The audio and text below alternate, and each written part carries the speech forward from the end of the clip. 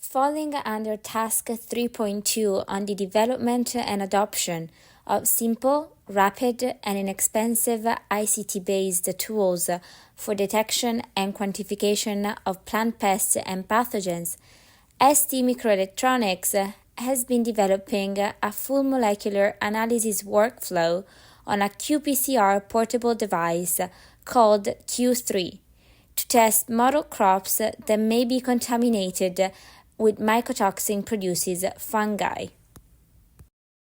Research in the field is crucial in attaining food security because mycotoxins are increasingly acknowledged as significant contributors to foodborne illnesses, especially in sub-Saharan Africa. But what are mycotoxins? Mycotoxins are harmful secondary metabolites produced by filamentous fungi, also known as molds, that by growing on cereals, fresh and dried fruits and vegetables may compromise grain quality, crop yield, and ultimately cause severe mycotoxicosis in humans and livestock. Among the most harmful mycotoxins, aflatoxins produced by some Aspergillus species and fumonisins that are produced by some Fusarium species raise particular concern due to their association with liver and esophageal cancer. But many other mycotoxins exist in nature that have negative impacts on our health, status, and well-being. It is estimated that 1/3 of agricultural commodities produced worldwide are spoiled or wasted during the post-harvest stages, with increasing number admitted for some regions and crops. Recognizing the relevance of mycotoxins and the issues these compounds represent for food security in sub-Saharan Africa, the EWABELT Project is developing an innovative approach spanning from improved storage technologies and the seizure support system to early detection of molds development in the store commodities. This is exactly what STMicroelectronics is doing within the consortium with the development of the portable qPCR tool. The University of Sassari, along with STMicroelectronics, have selected 8 mycotoxin-related genes that are considered as specific markers of the ability of fungi to produce major mycotoxins occurring in cereals. Such genes are detected with the portable qPCR tools, which represent an alternative mitigation strategy to cope with the harm posed by these toxin contaminants to food security worldwide. But let's see how it works.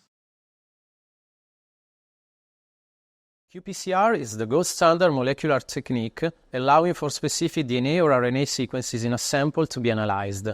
If such sequences are present, they will be exponentially replicated to billions of copies, so that they can be easily detected, typically through fluorescence measurement.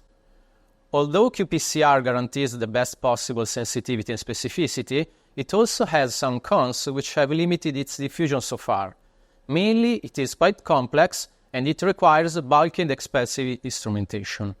Tackling these limitations is the objective of STMicroelectronics within the EWABELT project, with the development of an innovative molecular analysis workflow, which includes 2 steps.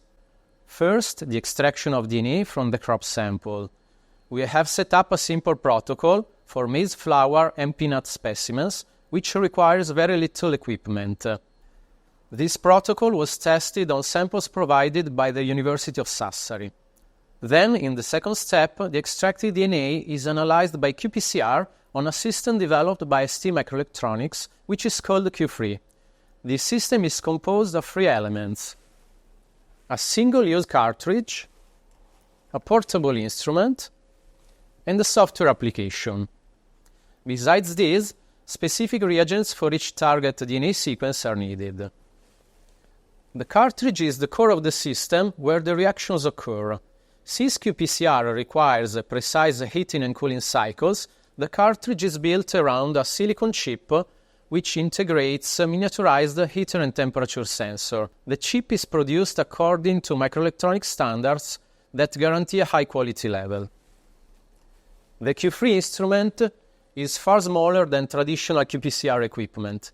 It drives the chip and features a compact fluorescence microscope to measure the optical signals coming from the reactions.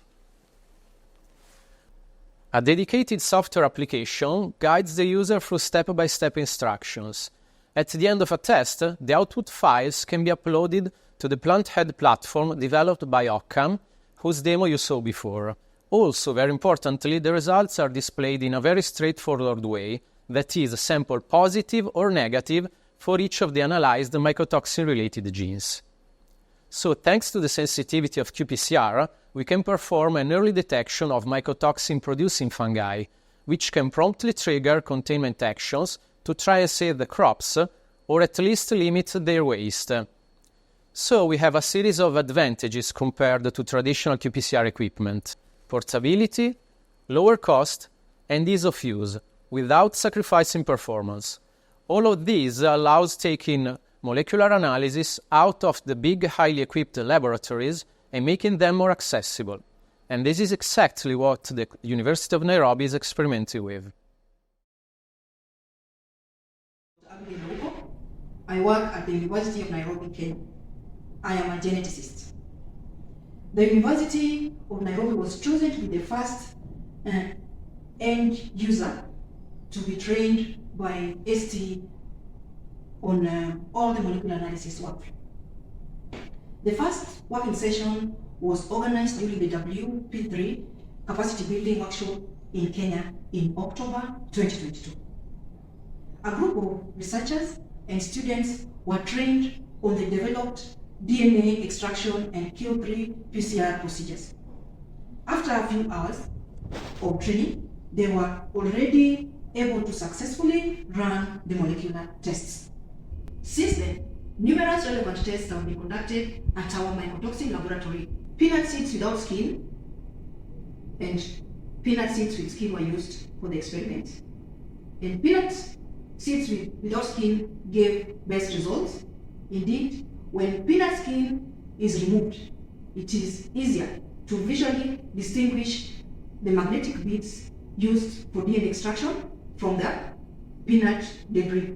Removal of the peanut skin also reduces obstruction of pipette tips during DNA extraction. We therefore modified the protocol to always use peanut seeds without skin. Then, using the Q3 qPCR machine, we have been able to detect peanut controlled DNA, which indicates that DNA extraction has been successfully performed. Some mycotoxin-related genes with clear indication of the positive or negative calls for each analyzed mycotoxin, and these are always shown below the qPCR graph. The plots in our experiments showed clear curves of the peanut DNA controls.